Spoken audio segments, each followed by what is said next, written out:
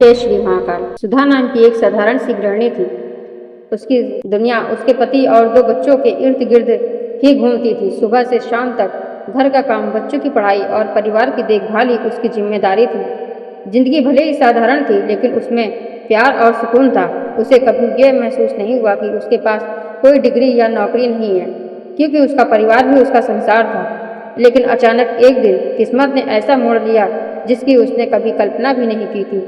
उसके पति की सड़क हादसे में मौत हो गई। एक ही पल में सुधा की दुनिया बिखर गई। घर में सन्नाटा छा गया। रिश्तेदारों की भीड़ आई, लेकिन किसी ने भी उसकी तकलीफ को पूरी तरीके नहीं समझा।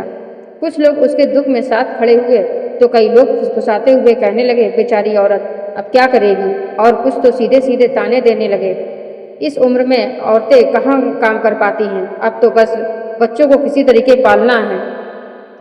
सुधा टूट चुकी थी। उसके पास न पैसा था, न सहारा और न ही कोई रास्ता। कई दिन तक वह सिर्फ रोती रही, रातों को जागती और सोचती थी कि क्या होगा। लेकिन जब उसे अपने छोटे छोटे बच्चों की भूखे सोते देखा, तब उसके दिल में आग जल उठी। उसने ठान लिया कि चाहे हालात जितने भी कठिन क्यों ना हो, उसे अपने बच्चों के लिए कुछ करना ही होगा। सवाल सिर्फ यही था कि करे तो क्या करे। उसके पास कोई नौकरी का अनुभव भी नहीं था और न पढ़ाई का सहारा। तभी उसे याद आया कि उसके बनाए पापड़ और अचार तो हर किसी को बेहतर पसंद आते थे। पड़ोस की औरतें अक्सर कहती थी, सुधा तेरे हाथ के पापड़ तो बड़े मज़ेदार हैं। उसी बात को उसके मन में एक उम्मीद की किरण जगाई। उसने सोचा, क्यों ना मैं यही काम शुरू करूं। अगले ही दिन उसने अपनी रसोई में मेहनत शुरू कर दी। आटे को बेल कर पापड़ बनाए और उसे सुखाया। फिर हिम्मत करके पड़ोस की औरतों के दरवाजे खटखटाए, लेकिन वहां से उसे ठहाके और ताने ही मिले। किसी ने कहा, बड़ी कंपनियों के पापड़ कौन छोड़ेगा और तेरे हाथ का खरीदेंगे। किसी ने मजाक उड़ाया, औरतें बिजनेस करेंगी, रहने दो। लेकिन सुधा ने हार नहीं मानी। उसने कहा, पैसे मत दीजिए, पहले स्वाद तो चक्कर देखिए। धीरे धीरे लोग मान गए। पहले दिन उसे सिर्फ 50 रुपए की कमाई हुई। भले ही वो रकम छोटी थी, लेकिन सुधा के लिए वो 50 रुपए लाखों के बराबर थे, क्योंकि उसमें उसकी मेहनत और उम्मीद की कीमत थी।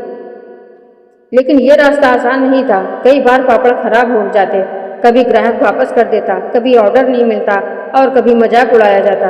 रात को वो अक्सर थक कर रोती, लेकिन सुबह होते ही वो अपने आंसू पोंछ कर फिर मेहनत करने लगती। उसका मंत्र था, रुकना नहीं है।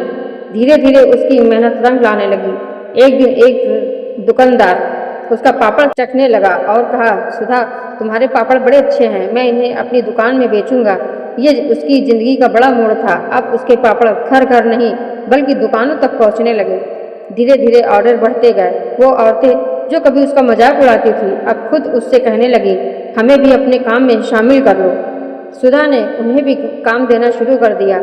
अब ये काम सिर्फ सुधा का नहीं बल्कि पूरे समूह का बन चुका था। औरतें मिलकर पापड़ बनाने लगी। एक एक करके उसकी टीम बढ़ती गई और उसका काम फैलता गया। कई सालों की मेहनत और संघर्ष के बाद सुधा का ब्रांड पूरे शहर में मशहूर हो गया। अब उसके पापड़ सिर्फ मोहल्ले और दुकानों तक सीमित नहीं थे, बल्कि बड़े बड़े स्टोर्स में बिकने लगे। सुधा ने न सिर्फ अपने बच्चों की परवरिश अच्छे से की, बल्कि हजारों औरतों को रोजगार भी दिया। आज वही औरत जिसे कभी लोग बेचारी कहकर ताने देते थे, अब समाज के लोग के लिए प्रेरणा बन चुकी थी। उसे बड़े मंच पर बुलाया गया, जहां हजारों लोग बैठे थे। सबकी निगाहें उसी पर थी। जब उसका सम्मान हुआ तो तालियों की गूंज से पूरा हॉल भर गया। मंच पर खड़ी होकर सुधा ने मुस्कुराते हुए कहा, जिंदगी ने मुझे आधे रास्ते में गिरा दिया था, लेकिन मैंने वहीं से अपनी नई शुरुआत की। सपनों की कोई उम्र नहीं होती। औरत हो या मर्द, अगर ठान लो तो किसी मोड़ पर से नई जिंदगी बनाई जा सकती है। उसकी बातें सुनकर हॉल में बैठे हर इंसान की आंखें नम हो गई और तालियां रुकने का नाम ही नहीं ले रही थी। सुधा अब सिर्फ अपने बच्चों की मां नहीं थी, बल्कि लाखों दिलों की प्रेरणा बन चुकी थी। इस कहानी से हमें यही सीख मिलती है, हालात चाहे कितने भी बुरे हों, इंसान अगर ठान ले तो जिंदगी की नई शुरुआत कर सकता है। आंसू बहाने से कुछ नहीं बदलता, मेहनत और हिम्मत ही बदलाव लाती है। सपनों की कोई उम्र नहीं होती। औरत हो या मर्द, किसी की किस्मत उसके हाथों में होती है। जय श्री महाकाल। अगर कहानी अच्छी लगी हो तो इसे ज़्यादा से ज़्यादा शेयर करें और लाइक करें। मेरे चैनल को सब्सक्राइब करें।